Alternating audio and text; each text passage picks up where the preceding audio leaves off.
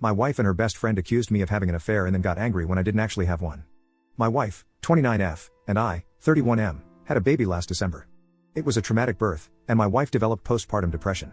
Although she initially planned to return to work after the birth, she has been struggling enough that we decided to wait until our daughter was a year old and then reassess. She has been attending therapy weekly. With my wife at home full-time, I've had to work increased hours. This is something we discussed before making this decision, and she knew about it from the start. A few weeks ago, my boss approached me about a project that would require a lot of overtime in a short amount of time. It would be both financially beneficial and advantageous for my career. I talked to my wife about it, and she agreed that I should say yes to my boss. For the 4 weeks I'd be working on this, my mother-in-law and her best friend, Jessie, 29F, would come to help out with some of the duties that I typically handle. Jessie is a stay-at-home mom with a 4-year-old and a 2-year-old. She started coming over during the day and would watch the kids with my wife. 3 weeks into the project, it became clear that we'd need a few more weeks to get everything together. I went home that night and talked to my wife about it. She said she was okay with it but became very cold in the days after. It was an unusual behavior over the past few months, so I didn't think much about it and tried not to take it personally. During the last week of the project, I arrived home one night and noticed that Jessie was still at the house. I didn't think much about it, greeted her and my wife, and then went to check on our daughter. Before I could reach her room, I overheard Jessie saying something like, "He doesn't even stop to greet you."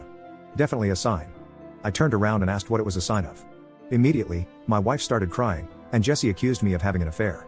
She insisted that I must hate my wife because she has postpartum depression and that I'm not attracted to her because she gained weight from the pregnancy. Neither of these assertions are true.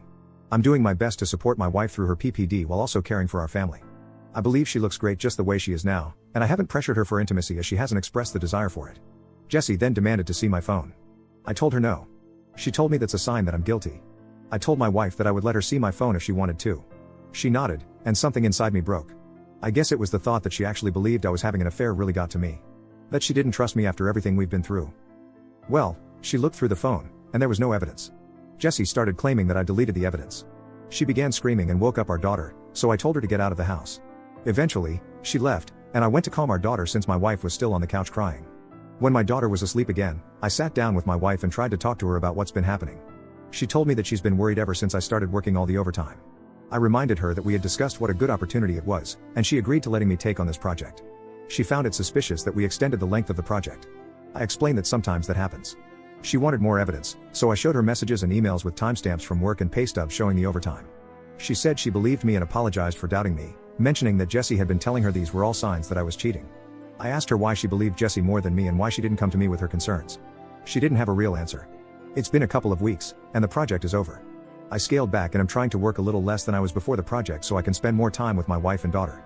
However, I feel burnout trying to do everything and becoming resentful because, in the back of my mind, I know that my wife doesn't trust me. I ask myself, what happens the next time I have a project? Or I have to run errands one day? Or if I have a business trip? Am I going to come back every time to accusations that I'm cheating? I've tried bringing it up a couple of times, but my wife tells me it's not the time and that she's tired or sad. I try to be mindful of her feelings, but I wonder if that means that I can never have any of my own. Update 1. A couple of people asked for an update, so I'm providing one, but it's not a happy one. That night, I approached my wife and told her that I was going to find a therapist. I didn't connect it to her accusations or anything, I just said that I was having a tough time and needed therapy. She shrugged and told me to do whatever. The next day, I got home from work, and our room and my home office were ripped apart. Things were everywhere, important papers scattered. I didn't see her, but our daughter was in her room crying. My wife left her alone, and her cell phone's off. I called my in-laws and a few friends, but no one had seen her. I'm starting to get worried, so I called my mom to see if she could babysit while I go out and look for her. Before my mom can get home, my wife gets back. Jessie's driving. Jessie doesn't come in, but my wife does. She's clearly upset and has been crying. I ask what happened. I thought at first the house might have been robbed. She starts screaming at me that I'm being unfaithful and that the therapy is a front so I can meet my mistress. I try to calm her down and tell her that's not true, but she came at me and she hit me. My nose is broken. She kind of realized what she did and sat down on the couch and went comatose, just stared at the wall. I went into my daughter's room and locked the door. Then, I called my mom to tell her what happened. She was already on her way, and my mother-in-law to ask her to come over and take care of my wife. I packed a bag for my daughter, and when my mom got there, we left. My wife didn't even look up. We dropped my daughter off with my dad and then went to urgent care for my nose. I got blood all over my mom's new Subaru. My daughter and I are staying with my parents for a while, and my wife is staying with hers. I am looking into getting a restraining order against Jessie. My wife and I are separating. I love her, but I won't live with someone who hurts me and who could potentially hurt our daughter. I am not proceeding with a divorce yet, with the hope that my wife will get the treatment she needs, and we can work things out. My in-laws told me that they're looking at inpatient treatment at a local hospital. However, I also have everything well documented in case of an eventual custody battle. My heart's broken because I know this isn't my wife, this is a sickness in her mind. But I need to keep myself and our daughter safe and give her the space to recover. I'm hoping that this is the right decision. Update 2. My wife passed away early Monday morning. Convinced by her friend Jessie that I was having an affair, which I did not have, she had a mental breakdown, resulting in my taking our infant daughter and staying with my parents for a while. She was with her parents, who planned on taking her to the hospital for inpatient treatment on Monday. On Sunday night, she came to my parents' house and demanded I give her our daughter. Because she had left her alone for several hours the last time she was responsible for her and had gotten physical with me, I refused. I offered to let her come in and spend time with her while my parents and I were present, but she didn't want to come in and insisted on taking our daughter with her. She was upset but left eventually. A few hours later, she drove her parents' car into a tree and deleted herself. The friend, Jessie, came to see my daughter and me yesterday. After some tears, she told me that she was planning to speak at my wife's funeral.